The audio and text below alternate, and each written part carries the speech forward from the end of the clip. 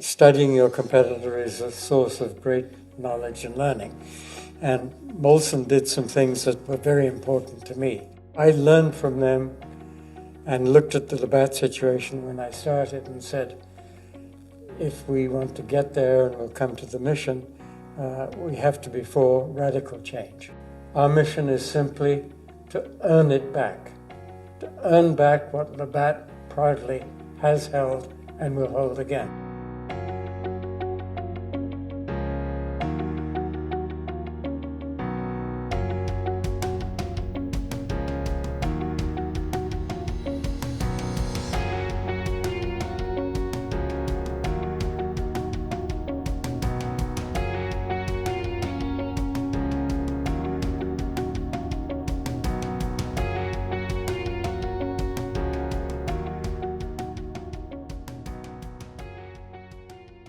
You've shared with us a whole range of experiences and things that you've accomplished.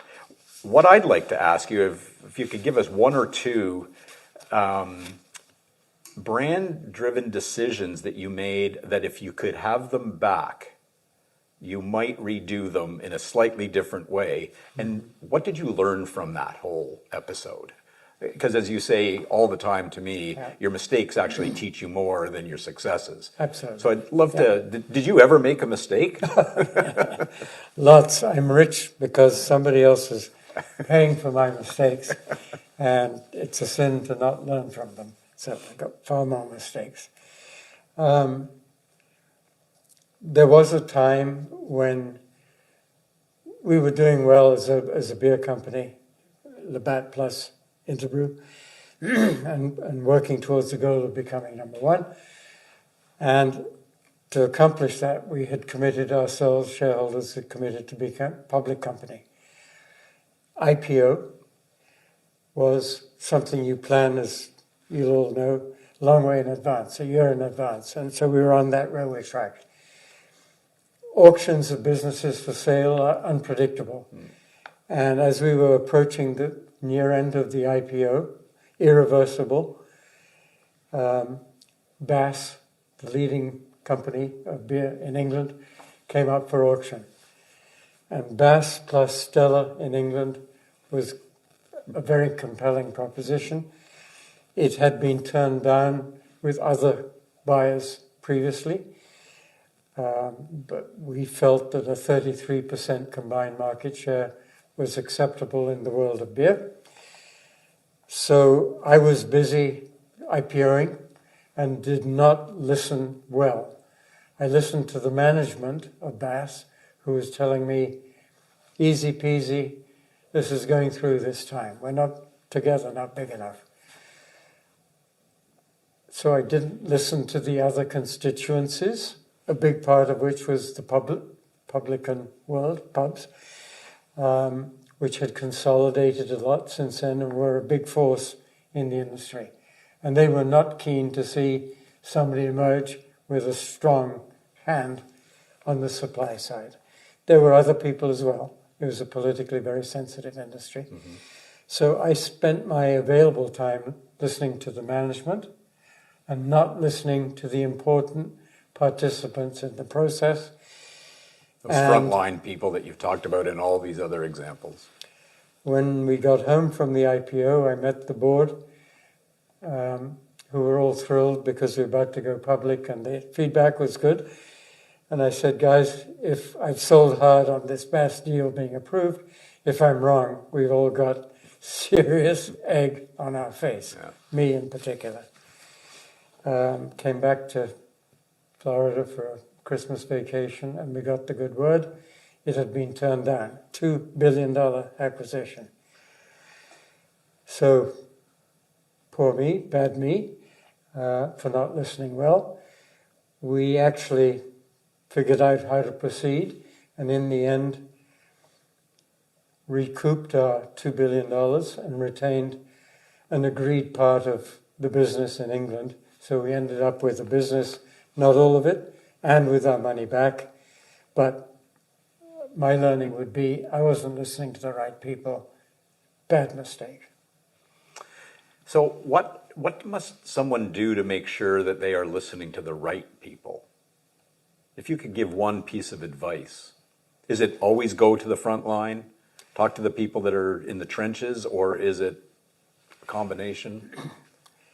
I think, David, it could be that the right people differ, depending on the situation of the business. But I believe it's always good to start at the front line, customers and consumers, frontline employees, and work back in. Then, depending on what your 5-year plan is trying to accomplish, you may say there's a different constituency, political, regulatory, competitive, etc., that you have to pay more attention to. But you need to know what those constituencies all feel about you. In the end, the critical constituency is your leadership team and the employees. I would share with you another example of a mistake I made, which haunts me to this day. This proud Labatt company had to restructure.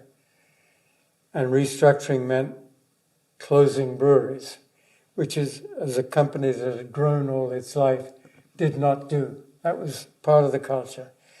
And the first one to be closed was Waterloo Brewery in Ontario, where the employees were wonderful, always knew they were on the edge of the cusp to not make it, not a scale business, but incredibly flexible and so on.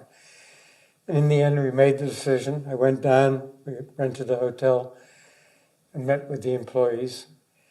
And I was standing behind a lectern addressing all of the employees. We closed for the morning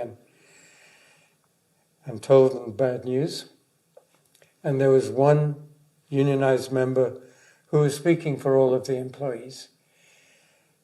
And he got the mic from the floor after I was finished and it spoke to me on behalf of all the employees. And he burst into tears. Excuse me if I'm feeling emotional. I made a mistake. The lectern was between me and him,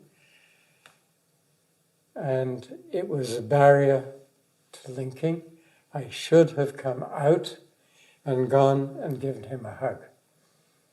Yeah. It would have completely changed the tempo in the room. In today's world, hugging comes more easily, unless you're in a COVID world. And I wouldn't give it a second's hesitation today. But back then, I was still stupid and inexperienced. And terrible mistake. I deeply regret it. Well, one of the things that I love you sharing that story, because one of the things we learned in the CEOs that we did interview for this book was that they would make the comment, I'm paraphrasing their version of it, but it would be, it's not always what you do, it's how you do it. Mm-hmm. Mm-hmm. Is the effectiveness of the leadership. Yes. Yes. And that would have been that's a great example of just understanding the sensitivity and the human factor of it, which you are a master of, I must tell you. But yeah, I can see in that one instance, I can understand why you'd want to redo something that's as that tender. It's very, very nice. Absolutely. Yeah. Well, I could go on forever, but we're going to wrap this up. So I'm going to ask you one last good question. We've talked about great brands that you've been involved in, but I'd love if you could just share one last story about a brand that you have never been involved with, but you hold in highest regard, and why. More than happy to do that, because I'd love to know more about this brand and have never had the chance. We all can relate to Louis Vuitton. There's a very fine one on Bloor Street. I've met it in all the countries I've worked in Europe and so on. We mainly know it for handbags, which the ladies love, hardware and so on. But that's not Louis Vuitton. I didn't know Louis Vuitton beyond what was in our home. Tracy loves Louis Vuitton. He's got at least 20 purses. Brittany loves Louis Vuitton. Has probably got half a dozen already. Which is why you love Louis Vuitton. I love Louis Vuitton. We've got about 6 or 7 Louis Vuitton trunks from 1910 to 1920 Oh. coffee tables and decoration. They're fantastic. But when I went to Europe, I learned that they're much more important than what we see and what we know. Bernard Arnault is revered. He, by the way, has donated over $1 billion to the rebuilding of Notre Dame, damaged by the fire. Very important. And there's much more understood about Louis Vuitton over there than is here. Louis Vuitton is called Louis Vuitton Moet et Hennessy. Again, two more big brands. Go down a level, they own something called Belmond Hotels and Trains and Spas. Nobody knows they do. Every one of their more than 50 hotels is unique, meaning nothing like it in the world. I've stayed in many, not knowing that this was Louis Vuitton. They own Tag Heuer watches. They own something called Berluti, which was a shoemaker, 1895, $3,000 shoes. But if you look hard, you can see they're expanding it into a Louis Vuitton. Full line clothes, younger people, etc. I think we can deduce from outside they've got a brilliant and not yet understood combination of investing the leadership team in the vision and how we build brands and a brand portfolio that can age, but you've always got the next one coming, and delegation to local management, because every one of these stores, flagship stores, and hotels, and trains, the Venice Simplon Express, the Orient Express, is just one of their many. You want to go to Machu Picchu? They've got it. They've got a combination of leadership and delegation that needs understanding. I think it must be brilliant. But the one thing that they all have in common across that very wide spread portfolio is they're all premium, they're all unique, and they're all sustainable. They've got something that's an ownable point of difference that they obviously invest quite a bit in and lead. Yes. Boy, like I said, my friend, we could go on forever. It has been a joy, an honor. I hope our audience has enjoyed this discussion.